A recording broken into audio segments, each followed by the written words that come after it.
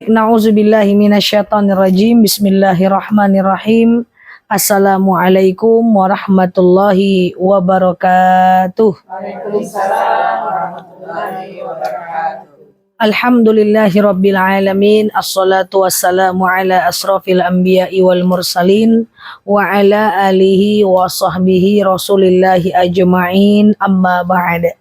Kama qala Allah ta'ala azza wa jalla fi kitabihil karim, na'udzu billahi minasyaitonir rajim. Bismillahirrahmanirrahim. Wa iz najjaynakum min ali fir'auna yasumunakum su'al 'adzab yudhabbihuna abna'akum wa yastahyuna nisa'akum wa fi dzalikum bala'un min rabbikum 'azim. Al-ayah. Wa kama qala an-nabiyyuna Muhammad ibn Abdillah, man salaka tariqan yaltamisu fihi ilman sahalallahu bihi tariqan ilal jannah. Al-hadis. Sadaqallahul azim. Ibu-ibu yang saya sayangi karena Allah, alhamdulillah Allah hadirkan kita dalam majelis ini, wabil khusus Ibu Ahlul Bait beserta Ibu Hajah Sherly yang alhamdulillah tadi telah memberikan irsadat wa taujihat kepada kita semuanya. Dan ibu-ibu semuanya tak dapat saya sebut nama ibu satu persatu, namun sama sekali tak mengurangi rasa ta'zim hormat saya kepada ibu-ibu yang saya sayangi karena Allah. Seperti biasa kita berdoa kepada Allah, semoga siapapun kita yang hadir dalam majelis ini, insya Allah Allah sehatkan badan kita, Allah kuatkan jasad kita, Allah tambah ruh keimanan kita, Allah luaskan rezeki kita, Allah angkat segala masalah kita, Allah jauhkan kita dari orang-orang zalim, Allah matikan kita dalam keadaan husnul khatimah. Amin. Allahumma amin. Selanjutnya, innallaha wa malaikatahu yusalluna 'alan nabi ya ayyuhalladzina amanu sallu 'alaihi wa sallimu taslima. Salawat salam kita hadiahkan kepada baginda Rasulullah sallallahu alaihi wasallam dengan lafaz Allahumma salli ala Muhammad wa ala ali Muhammad. Ibu-ibu yang saya sayangi karena Allah, hari ini kita akan melanjutkan kajian kita tentang tutorial wudu. Kalau kemarin apa? Pakai spray belum ya? Pertanyaan andong ya, tertunda ya. Dan kemudian cara sholat supaya khusyuk. Nah, khusyuk ini agak susah nih kita bahas. Tapi nggak ada masalah, kita review dulu sebentar tentang tata cara wudu yang benar. Review sebentar baru kita lanjut ya. Ibu-ibu yang saya sayangi karena Allah, wudu itu ada sunnahnya dan ada rukunnya. Kan gitu, suara saya jelas? Wudu itu ada sunnah wudu, ada rukun wudu. Kan gitu kemarin ya? Nah, sunnah wudu diantaranya adalah cebok. Jadi cebok tidak wajib wudu, bukan rukun wudu. Jadi tidak cebok nggak apa-apa, kecuali kita dalam masa keputihan atau kita dalam masa atau kita buang air kecil, buang air besar. Kemudian masukkan air ke sela-sela jari, masukkan air ke hidung, kemudian kumur-kumur. Itu bukan rukun wudu. Jadi tidak pakai itu nggak ada masalah. Itu cuman sunnah wudu saja. Kan gitu kemarin ya. Lalu kemudian kita pasang niat wudu. Sengaja aku berwudu mensucikan diriku dari hadas kecil lillahi ta'ala. Nah, niat ini hukumnya wajib. Jadi kalau nggak pakai niat, wudunya tidak sah. Atau cuman pakai bismillah aja, wudunya tidak sah. Karena niat wudu itu adalah rukun wudu. Oke, lalu basuh mukanya 3 kali.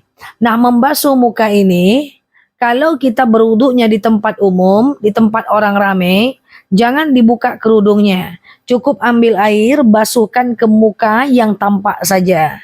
Jadi tidak boleh buka kerudung, walaupun cuman sedikit nggak boleh buka, walaupun nggak ada orang. Misalnya di depan rumah Bu Mary ini kan wilayah umum. Ada keran di depan, ibu wudhu di depan. Jangan buka kerudungnya, cukup muka yang tampak saja. Oke.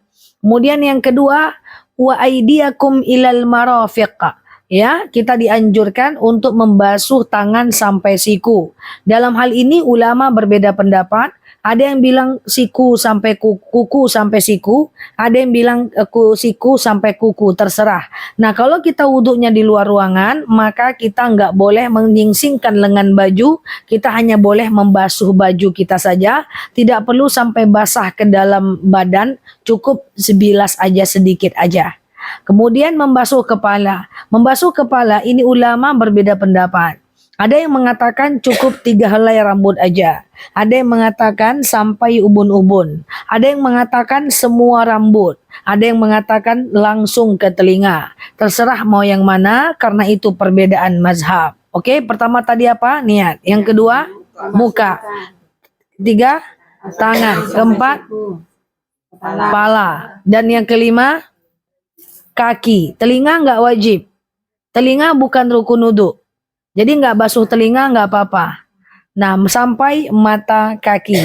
Nah, untuk sampai mata kaki ini, maka kalau ibu di luar ruangan, tidak boleh buka sepatu atau kaos kakinya. Cukup basuh aja kaos kaki atau sepatunya. Tapi kondisi ini tentu jarang dong kita dapati, karena kita banyak wudhunya di dalam ruangan atau di dalam kamar mandi. Tapi dalam kamar mandi khusus wanita, ada orang yang suka pakai baju dinas yang sempit. Nggak sampai ke atas dia sing-singkan lengan bajunya. Selagi dalam kamar mandi, dia harus usahakan benar-benar kena. Nggak bisa nggak ada toleransi.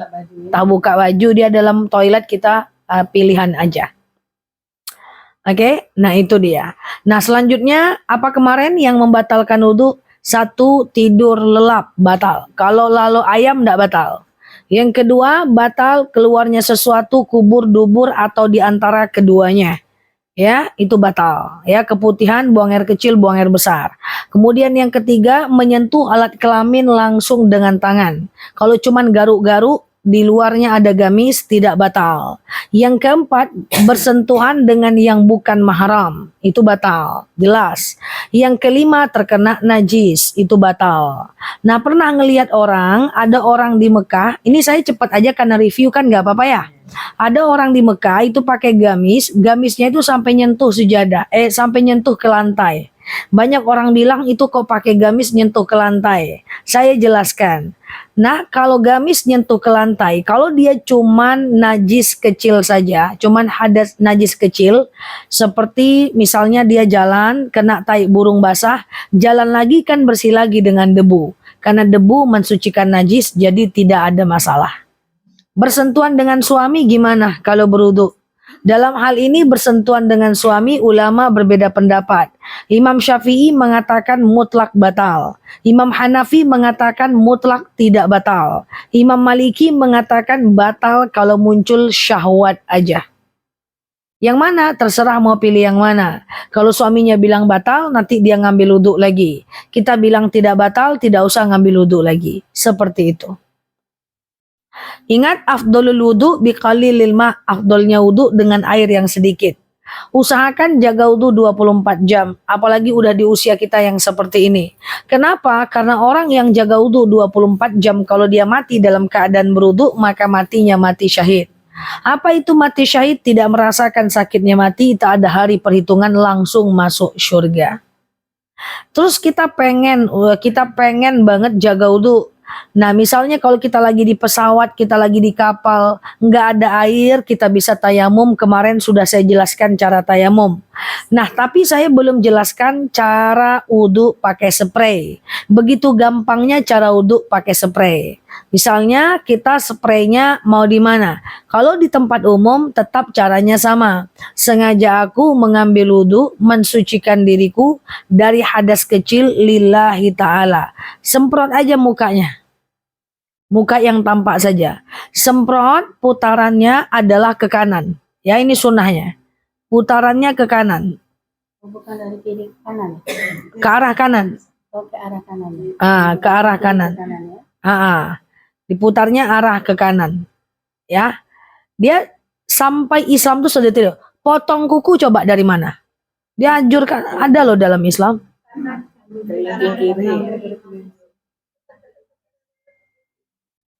Potong kuku dari kelingking kanan ke kelingking kiri. Oh, gitu ya.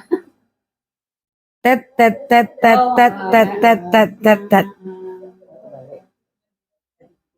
Dari telunjuk kakak. Kakak dengarnya dari telunjuk. Nah, dia dari sini nih. Itu kaki gak? Nah, dari sini itu sunnah sih, tapi nggak wajib. Dari sini sampai sini. Nah, basuh spray gimana tadi? Kanan. Oke. Kemudian tangan disemprot aja. tangannya. Di luar baju. Dan jangan bolak-balik.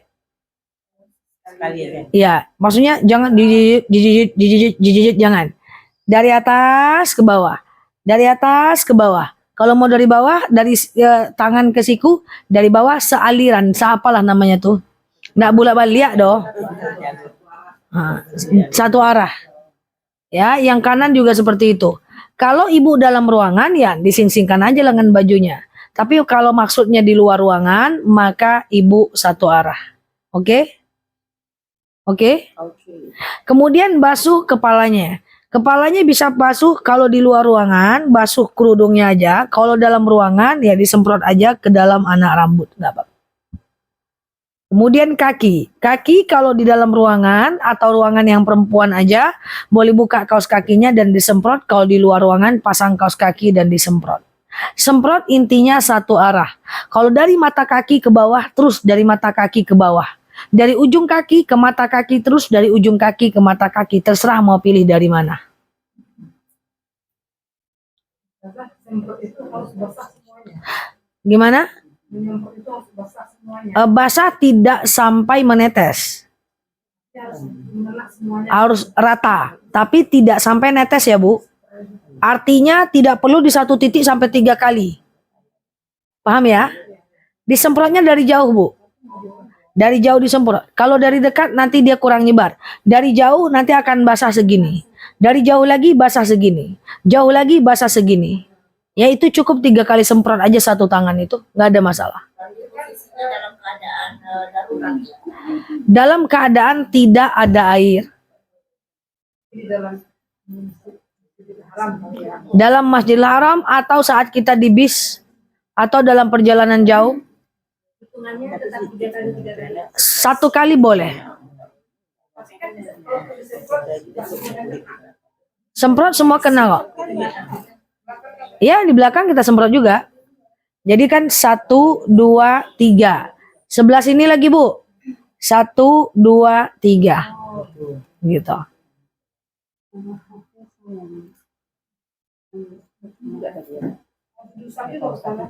Enggak harus diusap.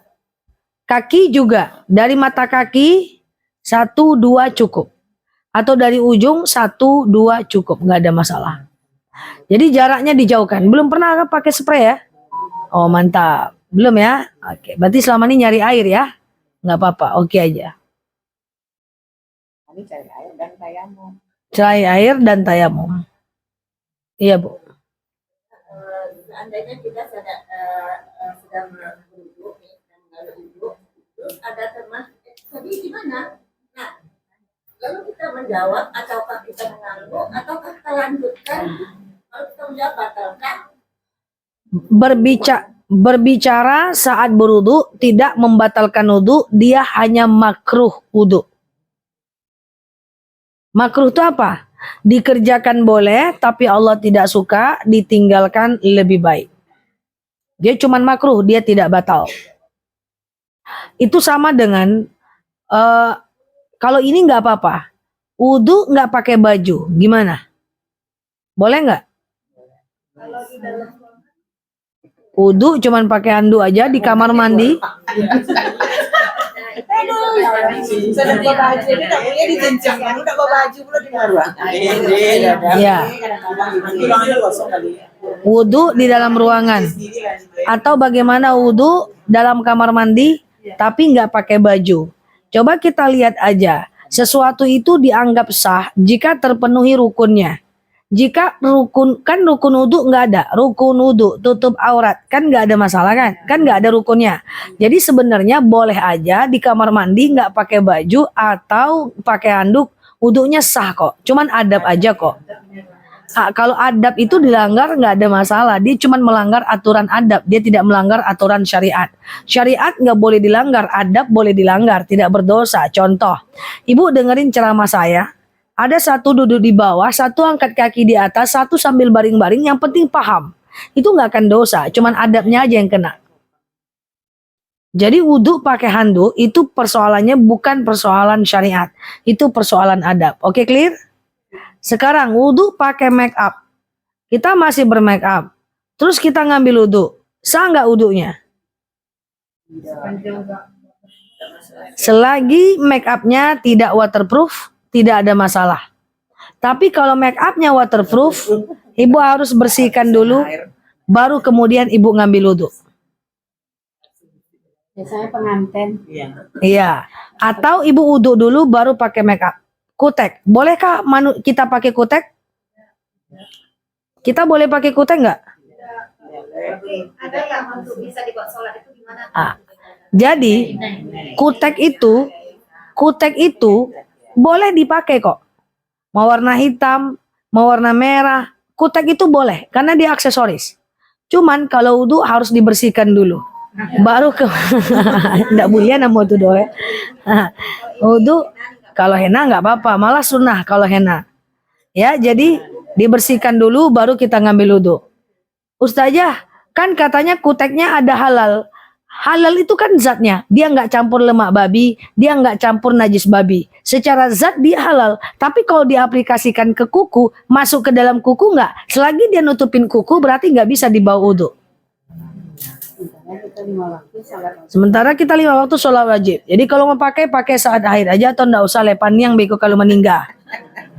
Karena ini kutek ini repot nih kalau meninggal. Saya mungkin lebih dari 10 kali memandikan jenazah yang sedang pakai kutek meninggalnya. Coba bayangkan. Disuruh emaknya nyari cleanser kutek, Anda tahu di mana letaknya Ustaz Jahan. Akhirnya dikikis itu. Itu dikikis, tak boleh dibawa meninggal. Akhirnya sekarang di rumah saya ada pembersih kutek. Kutek nggak ada. Jadi setiap mandikan jenazah saya bawa yang pembersihnya. Karena banyak sekali orang sekarang pakai kutek dan meninggal pakai kutek itu tak boleh bawa mati. Ya, dia diwudhukan, tidak masuk air. Gitu. Oke?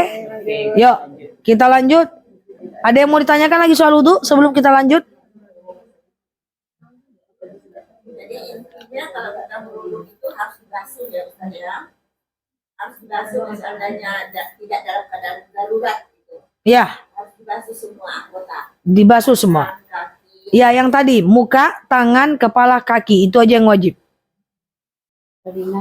Telinga nggak wajib. Muka, tangan, kepala, kaki. Yuk kita bahas selanjutnya cara khusyuk dalam sholat. Ini susah, butuh effort dan perjuangan kalau ibu mau. Di rumah sendiri, tanpa saya misalnya. Yang pertama Bu, saya sampaikan. Khusyuk dalam sholat itu susah. Kenapa susah? Karena Rasulullah pun pernah bersabda, "Fasallu kamastata'tum." Sholatlah sekemampuan kita. Kemarin kita udah bahas cara sholat, apa yang dibolehkan dalam sholat, apa yang dimakruhkan dalam sholat, dan apa yang membatalkan sholat. Masih ingat kan? Yang dibolehkan dalam sholat, ngendong anak dalam sholat kalau darurat, menangis, batuk, bersin, flu, pilek, berdehem, itu boleh, ya kan?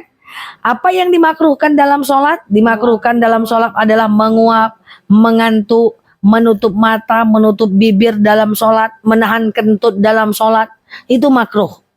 Makruh itu kalau dikerjakan boleh, tapi Allah tidak suka. Ditinggalkan lebih baik. Kemudian yang membatalkan sholat adalah ketawa, senyum, menahan tawa, kemudian bercanda, berbahasa Indonesia, dan apapun yang membatalkan sholat itu adalah batal. Nah, ibu-ibu, yang penting sholat ini sah dulu. Dilakukan rukun sholat, maka sahlah sholat itu. Walaupun kita tidak khusyuk, sholatnya sah kok. Cuman kenapa kita susah untuk khusyuk dalam sholat? Saya sudah sering sampaikan bahwa kita sendiri, sementara musuh kita ada 5. Siapa musuh kita? Yang pertama adalah iblis, nenek moyangnya setan. Yang kedua adalah setan, betul? Yang ketiga adalah nafsu jahat. Yang keempat adalah jin jahat. Yang kelima ini paling parah ini adalah khannas. Siapa namanya? Khannas. Ini terdapat dalam surat An-Nas. Qul a'udzu birabbin malikin ilahin min syarril waswasil. Kita berlindung kepada Allah dari kejahatan dan was-wasnya si khannas. Apa beda setan dengan khannas? Setan itu melarang kita berbuat baik. Malas sholat setan. Tapi dalam sholat lupa rakaat itu khannas. Malas ke pengajian itu setan. Nyampe pengajian ingat yang lain-lain itu khannas. Khannas itu akan selalu membuat kita was-was dalam ibadah. Makanya untuk khusyuk itu susah. Nah, tapi ada tutorialnya. Kalau ibu mau boleh di pelan-pelan di rumah. Ibu-ibu, yang pertama adalah kita sangat disunahkan baca a'udzubillahi minasyaitonirrajim sebelum pasang niat sholat. Supaya kita terlindung dari setan. Kemudian yang kedua, baca surat An-Nas tadi. Qul a'udzu birabbin nas. Ya Allah, aku berlindung dengan Tuhannya manusia. Malikin nas, ilahin nas, min syarril waswasil khannas. Dari kejahatan dan waswasnya si khannas. Alladzi waswisu fi sudurin nas, yang membisikkan apapun di dalam hati kita. Ya dong, tak teringat dual sholat, teringat dalam sholat. Ya, duit salah terletak, tidak ingat di luar sholat. Dalam sholat dia teringat. Jadi baca An-Nas itu di luar sholat. Bacalah setiap mau tidur. Al-Ikhlas itu. Supaya apa? Supaya kita terlindung dari godaan khannas. Yang pertama baca ta'awuz. Yang kedua baca An-Nas. Dan yang ketiga kalau ibu mau, saya mau sampaikan. Kalau bisa sih jemaah majelis ini usahakan. Tapi kita nggak bisa belajar hari ini. Usahakan ngerti arti bacaan sholat. Bacaan sholat tuh kan dikit aja bu. Cuman Al-Fatihah, ruku, i'tidal, sujud. Duduk antara dua sujud, tahiyat. 6 aja. Sampai hari kiamat 6 nih aja nyo bacaan sholat. Apapun nama sholatnya 6 nih aja nyo. Nih jemaah banyak ngafal Al-Kahfi. Banyak ngafal An-Naba. Banyak ngafal Al-Waqiah. Ini lupa nih. Padahal ini cuma sedikit loh. Ruku. Subhana rabbiyal a'la wa bihamdi. Maha suci Tuhanku yang maha tinggi dan dengan segala puji baginya. Sami'a rabbil firli. Tuhanku ampuni aku. Warhamni cintai aku. Wajburni cukupkan aku. Warzuqni berikan aku rezeki. Wahdini berikan aku hidayah. Wa'afini maafkan aku. Wa'fu anni sehatkan aku. Ini cuma sebentar loh kalau dihafal. Saya punya kelas tarjim yang ngafal ini cuma 1 bulan loh. Cuma 5 minggu loh. Pertemuannya cuma sekali seminggu. Cuman karena kita nggak bertemu di tarjim, maka ibu hafal lah ini di rumah. Contoh, Subhana rabbiyal azimi wa bihamdi. Maha suci Tuhanku yang maha agung segala puji baginya. Dan dengan segala puji baginya. Itu dihafal seminggu pun nggak apa-apa. Nanti minggu kedua bacaan sujud lagi. Minggu ketiga Al-Fatihah lagi. Nggak ada masalah loh. Ya, yang penting kita terbayang artinya. Biar kita nggak ingat pitika luar saat sholat. Kita ingatnya itu gitu loh. Sami Allahu liman hamidah. Telah mendengar Allah siapa-siapa yang telah memujinya. Itu dihafal. Supaya kita lebih khusyuk di dalam sholat. Oke? Nah, sekarang saya ingin menjelaskan tentang keraguan-raguan dalam ibadah. Ada kaitan dengan khusyuk dalam sholat. Dalam dalil kaidah usul fiqh dikatakan, ibu pernah ragu kan dalam sholat? Misalnya nih, tadi Al-Fatihah udah terbaca enggak ya? Udah terbaca enggak ya? Ini rakaat 2 atau 3? 2 atau 3 ya? Pernah ragu? Udah ngambil wudhu, keluar dari tempat wudhu, tadi udah basuh kepala enggak ya? Udah basuh kepala enggak ya? Keluar ngambil wudhu, tadi udah basuh kaki enggak ya? Udah basuh kaki enggak ya? Gitu kan? Nah, ibu-ibu yang saya sayangi karena Allah, kaidah usul fiqhnya seperti ini. Jika dalam sebuah keraguan, ini kita bicara soal keraguan. Maaf, keraguan ini sifat setan ya bu. Tergesa-gesa dan ragu itu sifat setan. Yang ada dalam kehidupan sehari-hari. Kalau kita ada poin ragu-ragu dalam ibadah. Kalau kita ragu-ragu saat ibadah itu sudah selesai kita kerjakan, jawabannya adalah abaikan. Saya ulang ya. Jika ragu-ragu saat ibadah itu udah selesai kita kerjakan, jawabannya adalah abaikan. Contoh, ibu udah ngambil wudhu nih, lalu kemudian keluar dari tempat wudhu, ibu ragu, tadi udah basuh kaki enggak ya? tadi sempurna enggak kakiku ya? Nah, tadi sempurna enggak ya kakiku ya? Maka jawabannya abaikan. Jangan balik ngambil wudhu lagi. Ya. Asyatta riha. Kalau ragu-ragunya setelah ngambil pakaian, setelah ibadah, jangan diulang. Oke? Ibu lagi sholat. Assalamualaikum warahmatullah. Assalamualaikum warahmatullah. Udah selesai ibu sholat. Ibu ragu lagi. Woi. Tadi itu udah tahiyat awal nggak ya? Udah tahiyat awal nggak ya? Pernah merasakan gitu? Itu nggak boleh diulang lagi. Nanti kalau diulang, setannya masuk dan ibu jadi kebiasaan. Abaikan. Ibu tawaf. Tawaf. Ini 6 atau 7 kali ya. Udah 6 atau 7 kali ya. Ibu selesai tawaf, baru ibu ragu. Tadi udah 6 atau 7 ya. Udah 6 atau 7. Abaikan. Kalau haji ibu melontar jamrah. Ibu lontar. Udah selesai, tadi 7 atau 8 ya. 7 atau 8 ya. Abaikan. Karena itu cuma bisikan setan. Tapi, kalau keraguan-raguan itu datang ketika kita sedang mengerjakan. Itu lain lagi. Contoh, kita lagi ngambil wudhu nih. Tahu-tahu pas kita ngambil wudhu, kita basuh tangan. Tadi muku lah dibasuh enggak ya? Lah dibasuh enggak ya? Maka jawabannya ulang. Oke? Kalau lagi sholat, kita ragu. Kita lagi baca ayat pendek nih. Tadi Al-Fatihah terbaca enggak ya? Al-Fatihah terbaca enggak ya? Al-Fatihah tadi terbaca enggak ya? Jawabannya adalah ulang Al-Fatihahnya aja. Nah itu beda kalau lupa rakaat. Kalau ibu lupa rakaat, ini rakaat 2 atau 3 ya? 2 atau 3 ya? Maka ibu sujud sahwi. Ibu anggap aja 2 dulu. Ya, nanti sebelum salam kanan, salam kiri, ibu sujud. Allahu Akbar. Subhana man la yanamu wa la yashu. Allah, satu kali aja bacanya nggak apa-apa. Allahu Akbar. Duduk, tahiyat awal, nggak usah baca apa-apa. Sujud lagi, Allahu Akbar. Subhana man la yanamu wa la yasu. Allahu Akbar, baru salam kanan, salam kiri. Lagi tawaf, ragu, ini rakaat 2 atau ini udah 2 atau 3 ya? 2 atau 3 ya? Anggap aja 2. Jadi kalau ragu ketika melaksanakan sebuah ibadah, maka ibu lakukan yang namanya ulang. Tapi kalau ragunya setelah melakukan ibadah, maka jawabannya adalah jangan diulang atau abaikan. Ingat, ragu-ragu ini sifat setan. Ada orang yang ragu untuk hal yang gak penting. Contoh, dia mau pergi makan bakso aja ragu. Pergi ndak ayo, pergi ndak ayo, pergi ndak ayo, pergi ndak ayo. Untuk apa lo ragu? Pergi nggak ada manfaat, pergi boleh, nggak pergi nggak apa-apa. Hal-hal seperti itu jangan kita ragukan karena menghabiskan energi kita. Cuman ada konsep dalam keraguan, jika ragu itu dalam persoalan sehari-hari.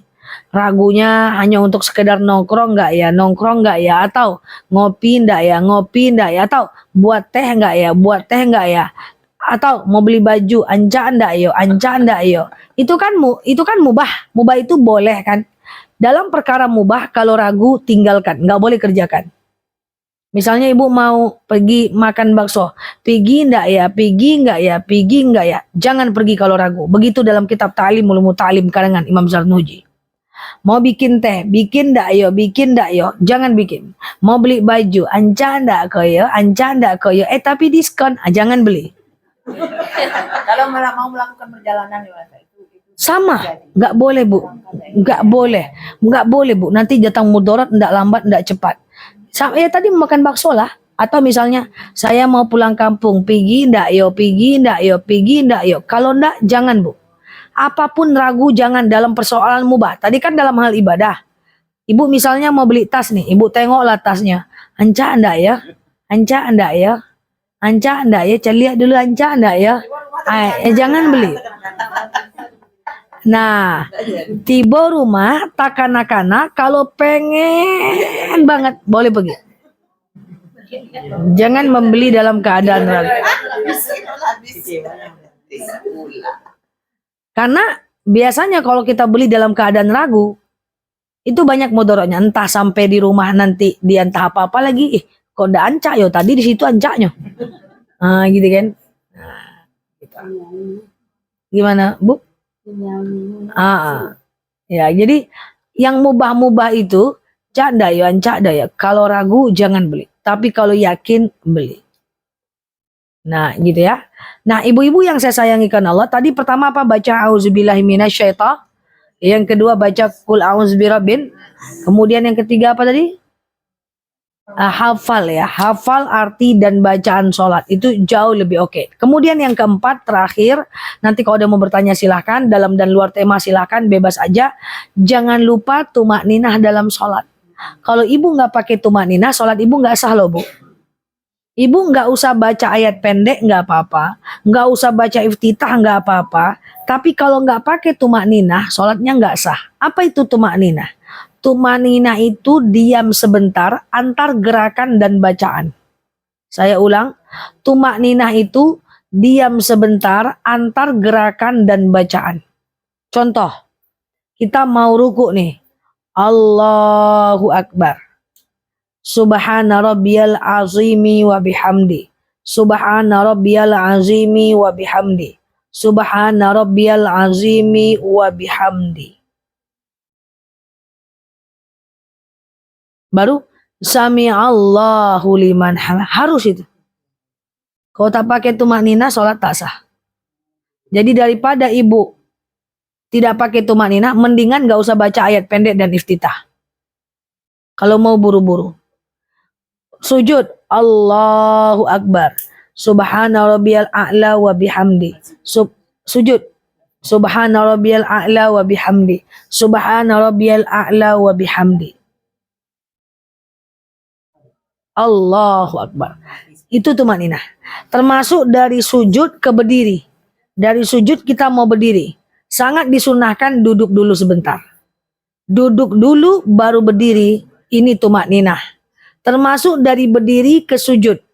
Lutut dulu baru tangan. Tapi ada orang yang sakit kaki. Maka boleh aja dulu tangan dulu. Tapi tumaninah ini syarat khusyuknya sholat. Khusyuk itu tidak bisa, Bu, instan, Bu. Karena al-iman yazid wa yankus. Iman itu kadang naik, kadang turun. Maka untuk ibadah sholat itu harus dilatih. Kita sholat, lama masih lalai, lama-lama di booster, dibiasakan, lama-lama dipaksa, baru lama-lama menjadi nikmat. Intinya khusyuk itu merasakan indahnya nikmat. Kalau nggak khusyuk, apakah sholatnya sah? Sah, penuhi aja rukunnya. Baca Al-Fatihah, takbiratul ihram, sah, tapi belum tentu khusyuk. Yang udah khusyuk sudah pasti sah kalau rukunnya dikerjakan. Tapi khusyuk itu soal latihan. Nikmatnya ibadah itu soal latihan. Nikmatnya baca Quran juga soal latihan. Ya, kita mau baca Quran 15 menit satu hari. Awalnya dipaksa, lama-lama terbiasa, lama-lama nyaman, lama-lama kita enak baca Qurannya. Jadi soal latihan butuh waktu yang panjang. Kalau kata Imam Syafi'i itu waktu panjang. Ya. Di samping itu ibu-ibu tinggalkan kemaksiatan. Ingat, dosa-dosa yang kita lakukan izin. Dosa-dosa yang kita lakukan baik dosa zolimin orang lain, baik dosa memfitnah orang lain, baik dosa mengadu domba orang lain, baik dosa ghibahin orang lain, baik dosa kita pokoknya nyakitin hati orang. Itu dosa itu bukannya dapat dosa di akhirat aja. Dosa itu akan terasa di dunia. Ya, dalam Ibnu Hajar Al-Asqalani dalam kitabnya dijelaskan, dosa itu ada efek sampingnya di dunia.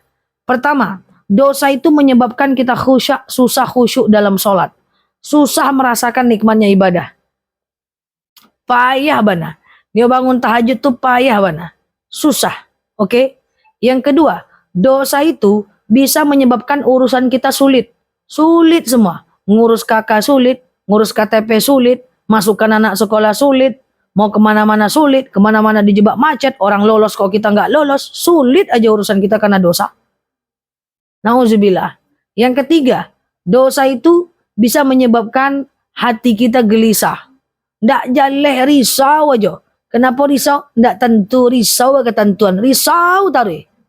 Ya, nggak tenang. Ya, padahal kita hidupnya enak, tapi hati nggak tenang. Kemudian yang keempat, dosa-dosa itu bisa menyebabkan rezeki kita menjadi sempit berkahnya. Bukan rezekinya tapi berkahnya. Rezekinya ada tapi nggak berkah, ngapain hati tak tenang. Pernah ngelihat orang mapan tapi selalu merasa kurang? Nah itu kurang berkah. Pernah nengok orang biasa-biasa aja tapi selalu merasa berlimpah? Nah itulah berkah.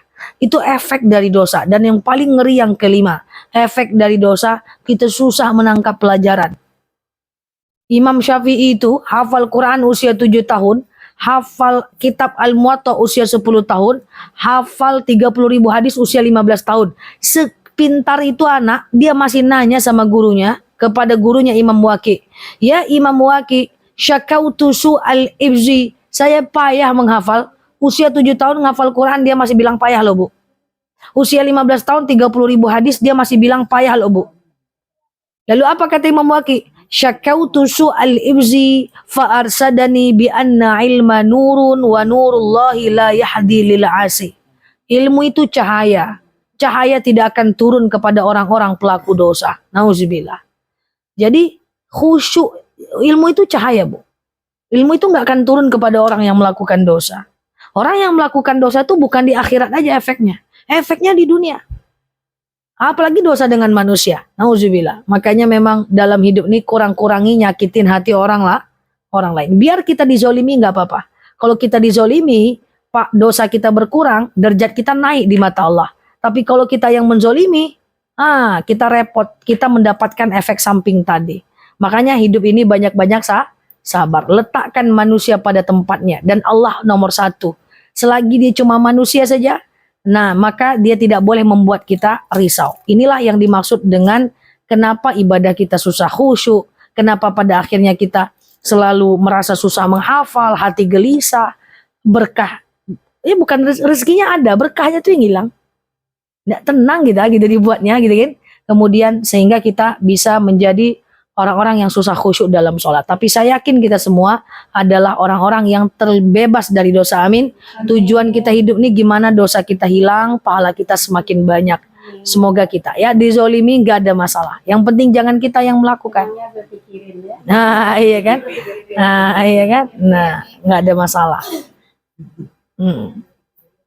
Nah gitu ya ibu-ibu ya. Oke. Nah kalau ada yang mau bertanya dalam dan luar tema silahkan. Kalau tidak, ini masih ada waktu 15 menit lagi. Tafadhol. Pertanyaannya dua tema. Iya. Saya baru belajar mengaji baru beberapa kali. Kebetulan saya sering di luar kota adalah saya. Belum. Iya, saya tinggal saya dengar. Mereka mengaku harga. Kami kemarin bertiga. Gimana? Kalau saya belajar, saya tahu saya belajar dan bisa bukan ya bisa mengajikan ketika saya belajar juga. Saya bisanya dari Tergoda. sementara saya keluar kota berapa lama, saya bilang kemarin kami pagi orang 150.000 ya agak aneh di apa saya hal kalau saya pribadi untuk menuju bisa aja kemarin ikut-ikutan aja itu udah susah ya. Sekarang saya udah bisa. Pas saya waktu itu keluar kota sampai ke telinga saya gimana tuh saudara? Mereka patok 150.000 per orang, kami bertiga ke ahli atau almarhum itu keluarga 450. Jadi itu gimana saudara? Dalam hal dakwah, kalau dikasih terima. Kalau nggak dikasih, jangan minta. Nah, jadi seperti itu. Dalam hal dakwah, jadi memandikan mengkafani jenazah, itu bukan aktivitas profesional. Artinya dia aktivitas dakwah. Kalau dikasih terima, kalau nggak dikasih jangan minta. Nah, sekarang kayak kita bertiga ini. Misalnya ibu ini minta untuk kita bertiga dipatok. Yang penting kita tidak melakukan. Yang penting ibu tidak melakukan. Tapi kalau dikasih ibu terima, kalau enggak ibu jangan ikut-ikutan. Gitu aja. Iya, karena itu kan kewajiban. Kewajiban yang fardu kifayah. Ya. Cuman biasanya ahlul bait pasti berpikir. Itu. Sama dengan dakwah. Dakwah itu juga kalau dikasih terima, Kalau nggak dikasih jangan minta. Cuma udah pasti kalau masyarakat Indonesia itu nggak ada yang tidak menghargai ulama. Ya, yang penting jangan bertarif, nggak boleh. Ya, nggak boleh. Kalau dia bertarif, dia menjual agamanya untuk kepentingan dunianya, dan itu dosanya besar. Ya. Nah,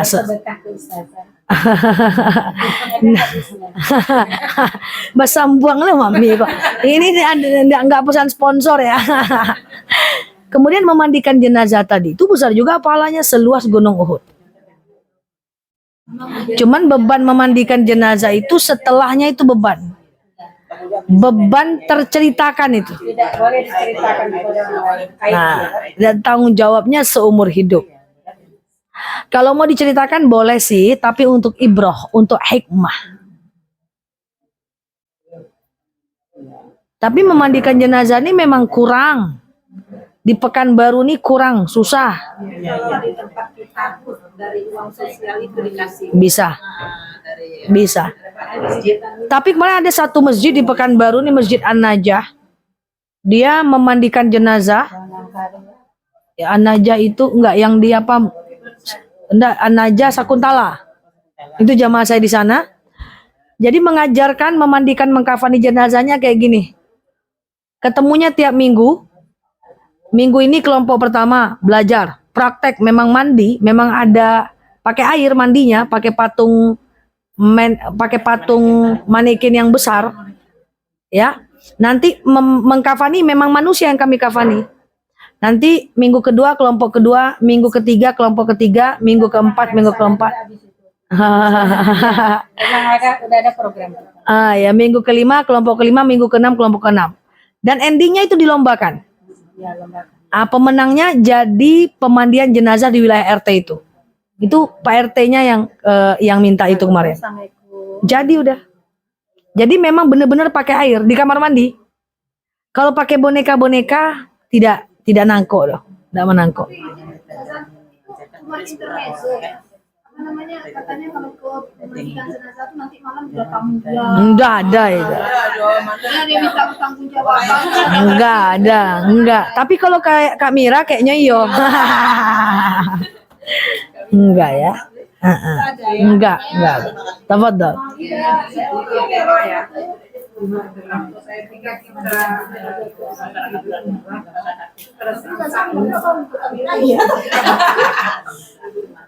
Kita batalkan tidak sekedar buang angin aja. Sepertinya keluar pipis. Kalau dalam keadaan sa'i, batal karena kentut nggak ada masalah, tapi kalau karena pipis nggak bisa, Bu.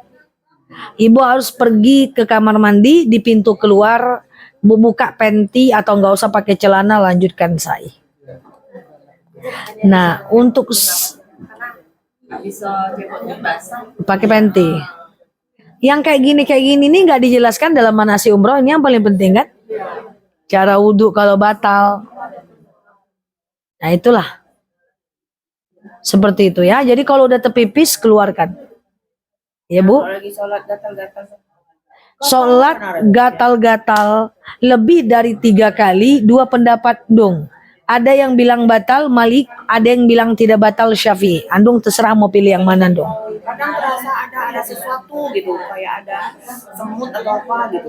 Iya, makruh aja dong. Makruh aja. Ya.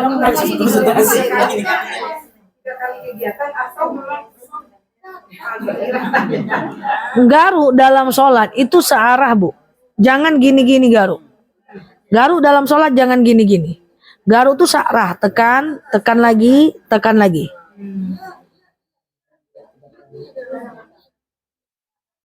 Banyak cerita ya.